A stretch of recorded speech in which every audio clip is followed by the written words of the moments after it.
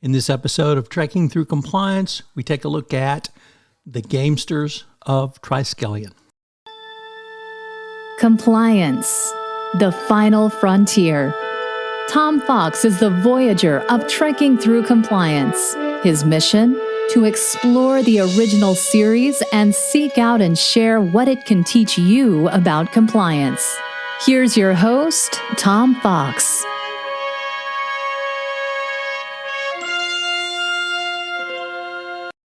Trekking Through Compliance, Episode 45, The Gamesters of Triskelion. In this episode of Trekking Through Compliance, we consider the episode The Gamesters of Triskelion, which aired on January 5, 1968 and occurred on Stardate 3211.7. Story synopsis. Kirk, Uhura, and Chekov prepare to beam down to Gamma 2, an uninhabited planetoid with an automated communications and astrogation station. Before Scotty can beam them down, however, they are whisked away from the transporter platform. The landing party reappears on a different planet entirely and find themselves standing on a pad bearing a curious three-pronged triad logo. They were then accosted by four armed assailants from planets spread across the galaxy. Phasers and communicators no longer work, and for once they are defeated when they resort to hand-to-hand combat. They are then fitted with collars of obedience by Galt, the master Thrall of the planet Triskelion, and taken to their cells. When they try to escape, their collars are activated, subjecting them to great pain and rendering them helpless. Meanwhile, Spock scans the entire solar system they had been circling when the landing party disappeared, but is unable to find any trace of the lost landing party. Ensign Haynes notices an ionized trail from a hydrogen cloud, and Spock follows it across the galaxy to N24 Alpha, some 11.63 light years away. Back on Triskelion, Uhura is introduced to her drill Thrall Lars. Kirk's drill Thrall is the blue-haired Shahna, and Chekov's is Tamu. When Uhura refuses to fight, Kirk is forced to fight the whip-equipped Klug as punishment. Upon witnessing Kirk's successful battle, the providers controlling the Thralls bid for ownership of the newcomers. While on a training run, Kirk tries to distract Shahna by telling her about love. When Kirk asks her about the providers and she begins to answer, her collar of obedience is activated. When she recovers, Kirk seduces her. The providers find this amusing and do not punish Kirk, but make him stop. Back in his cell, Kirk knocks Shahna out and uses her key to free Uhura and Chekov. Spock and McCoy attempt to beam down to Triskelion, but are prevented by the providers. They are, however, put in audio communication with Kirk, who is still on the planet's surface. The providers then reveal themselves to Kirk as three glowing brains, one yellow, one green, and one orange. They threaten to destroy Kirk and the Enterprise, but Kirk makes a bet with the Gamesters about his ability to survive in combat. If he wins, the providers must free Kirk and the Thralls and the Enterprise. If he loses, he offers the entire crew of the Enterprise up as potential Thralls.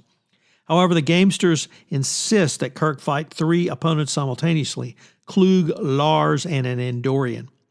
They also grant the crew of the Enterprise the opportunity to observe the conflict. Amazingly enough, Kirk wins. Amazingly enough indeed, even after one of the opponents is replaced by Shahna.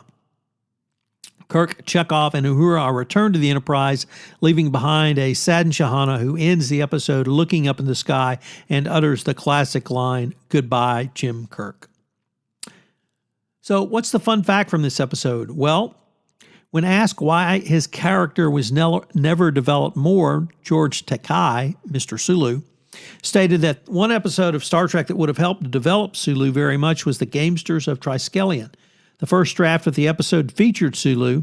However, Takei was away on location in Georgia for the filming of the movie The Green Berets, and despite his intentions to appear in the Star Trek episode, he was unable to return to Los Angeles to make an appearance due to complications on that movie set.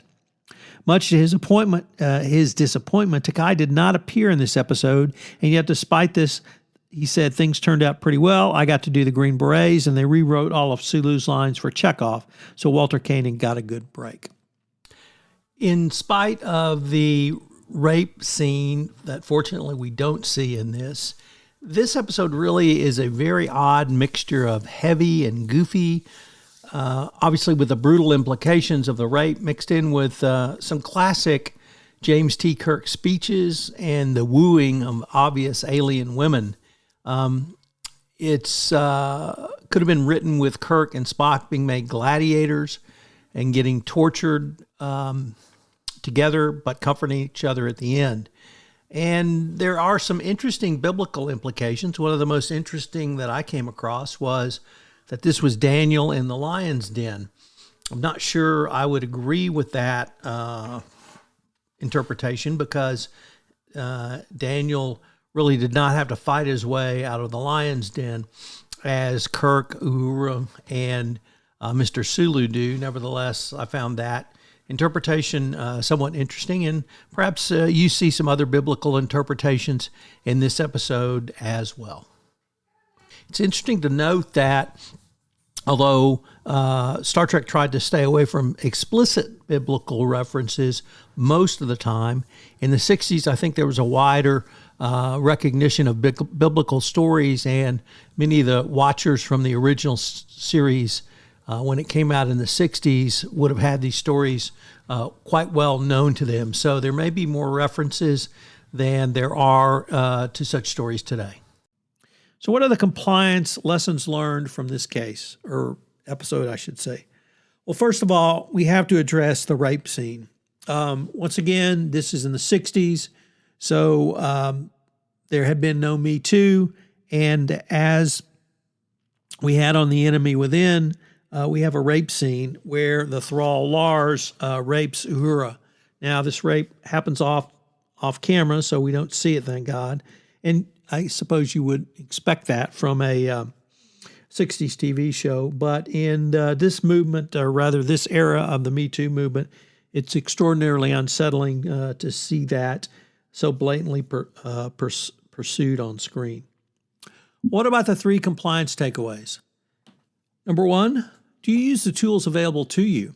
Unfortunately, in this episode, Kirk uses subterfuge on Shahna and is able to manipulate her so that he can steal her key, and that gives him leverage to meet the providers.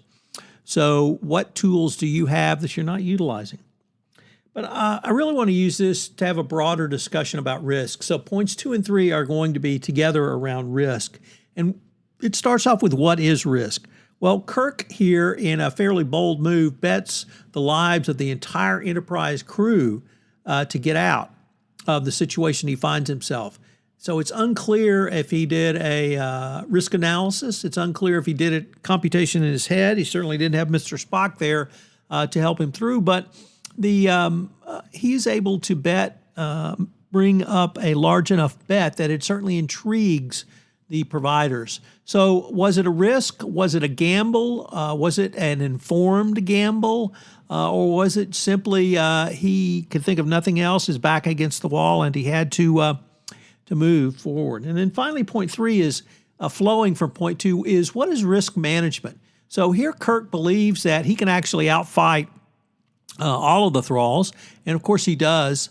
Fortunately, he doesn't kill Shahna, so we get to see her classic line at the end. But the management of risk by Kirk here, I think, is simply outstanding.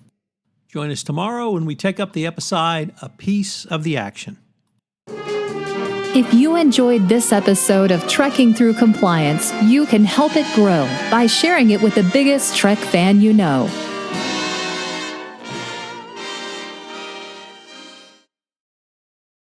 This podcast is a part of the C-Suite Radio Network. For more top business podcasts, visit c-suiteradio.com.